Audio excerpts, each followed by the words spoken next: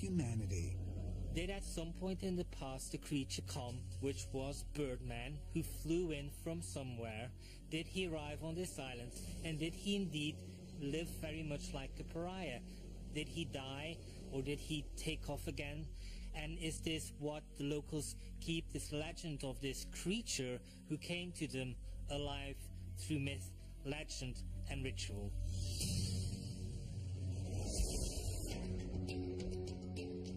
Walking stone giants, petroglyphs of flying beings. Might the ancient inhabitants of Easter Island have been familiar with anti-gravity levitation and space flight? If so, might these astounding abilities, forever lost to time, have been made possible by extraterrestrial visitors? Perhaps more evidence can be found in the most famous and alluring of all lost worlds, the Garden of Eden.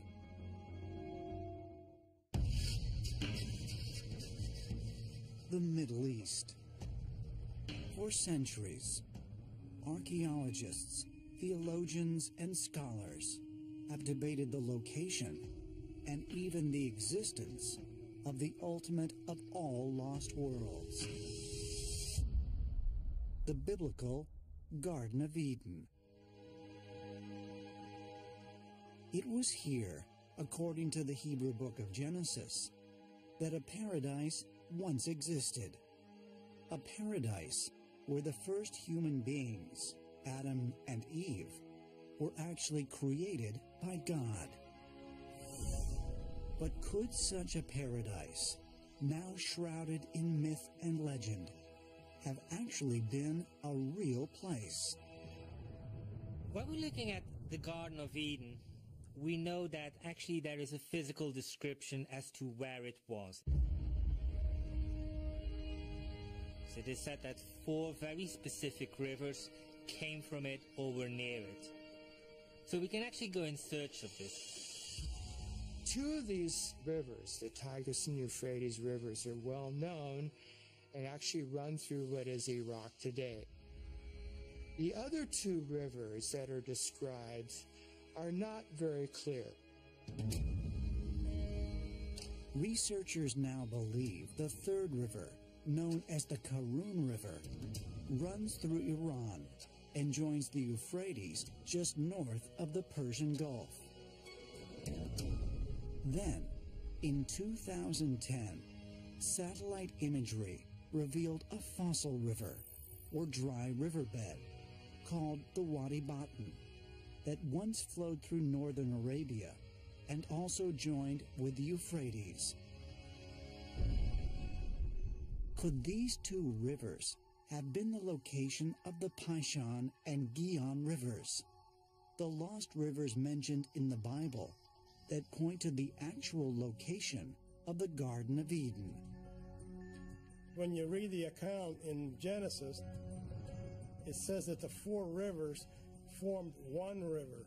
So very careful reading indicates that the 2 rivers which are today in Iraq, the Tigris and the Euphrates, and the one river which is in Iran, the Karun, and the fossil river in Arabia, when you join them up and form one river, it's at the approximate location of northern Persian Gulf.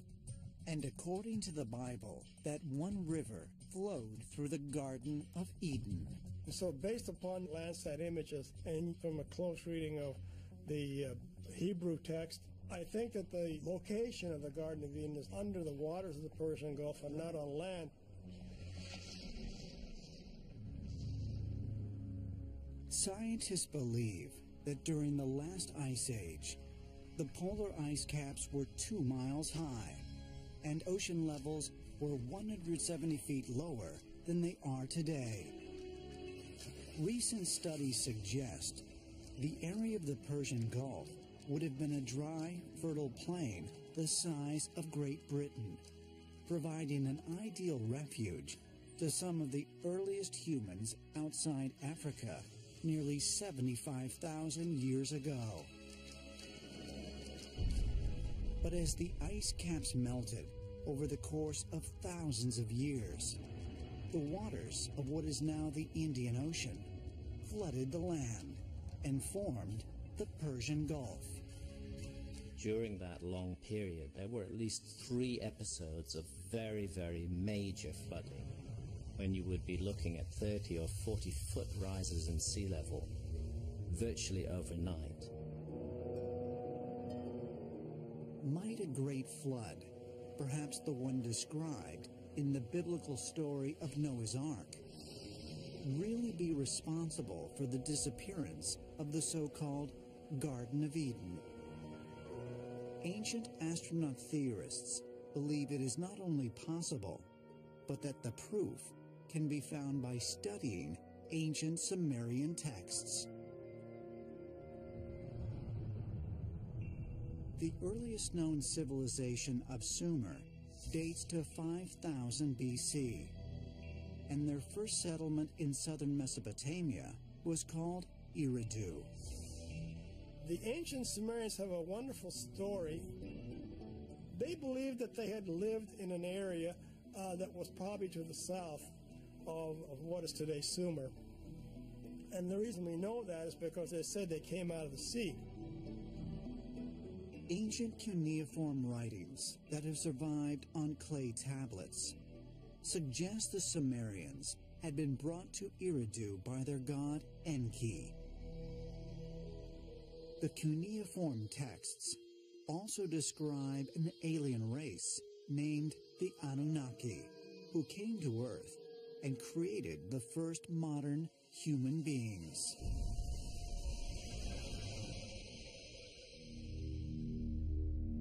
Adam in Sumerian, or very early form of Sumerian, means a small rural settlement.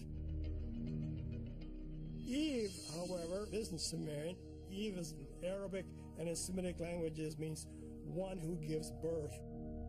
The word Eden is a pre-Sumerian word and it means plain.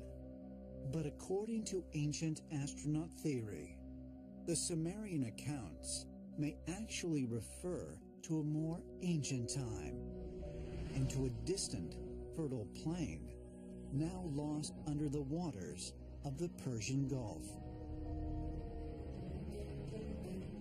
Now the question is this: was the Garden of Eden really some kind of laboratory where certain things were created by the ancient scientists of their day?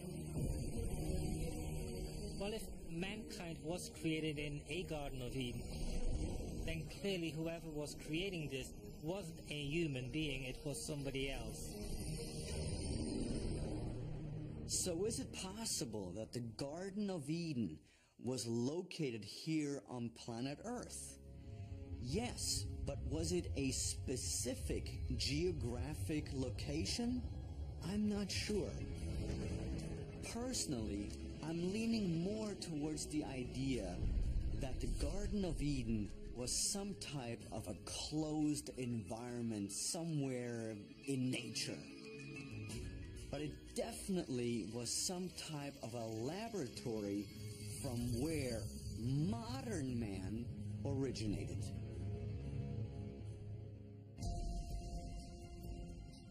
Is it really possible that the first humans were created by extraterrestrial beings in what is referred to in the Bible as a Garden of Eden? If so, has the evidence existed all along on the cuneiform tablets of the ancient Sumerians? Ancient astronaut theorists believe the answer is a definite yes. And there are those who believe that such an incredible notion is not only possible, but that the proof lies in the further investigation of lost civilizations and ancient worlds.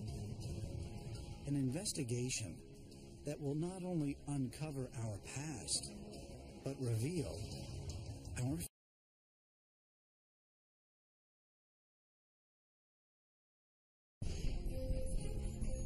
A mighty empire, ruled by the descendants of gods.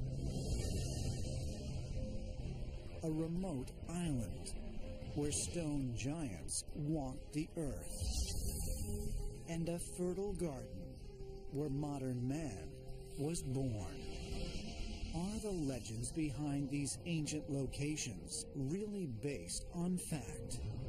If so, why did they exist? And why have the answers been lost to history? How in the heck did they make these? How did they move them? Nobody has the answer. It may well be that the Garden of Eden today is underwater. These cultures were connected by flying machines operated by extraterrestrials. Millions of people around the world believe we have been visited in the past by extraterrestrial beings. What if it were true? Did ancient aliens really help to shape our history? And might we find proof by searching for our planet's mysterious lost worlds?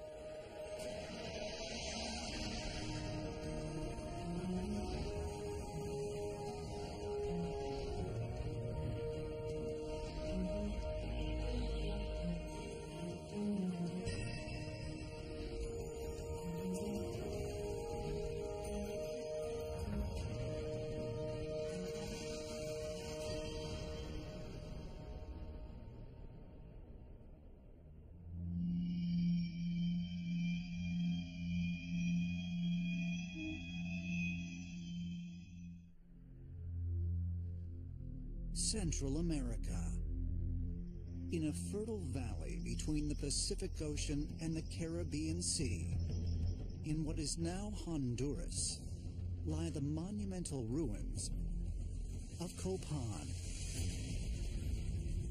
This archaeological site is believed to have been the cultural and political center of the once mighty Maya civilization that thrived between 2000 BC and 800 AD. People have called Copan the Paris of Mesoamerica because it was such a place for the arts and humanities. The sculpture is beautiful. The architecture is just magnificent. It is believed that at one time, Copan was inhabited by as many as 20,000 people and covered an area of 10 square miles. But in the 9th century, this incredible Mayan city was abandoned and its people vanished. When Spanish conquistadors arrived in the 16th century, they found only a few farming hamlets. But why? They decimated their environment. Warfare became endemic. And it ended. And people left.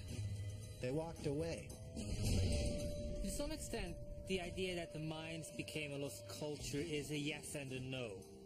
We know that they stopped building, but at the very heart of the Mayan is a belief, it's a religion, which continues to beat until this very day, saying, please pay attention to us because we have this vast body of knowledge we want to share with the world.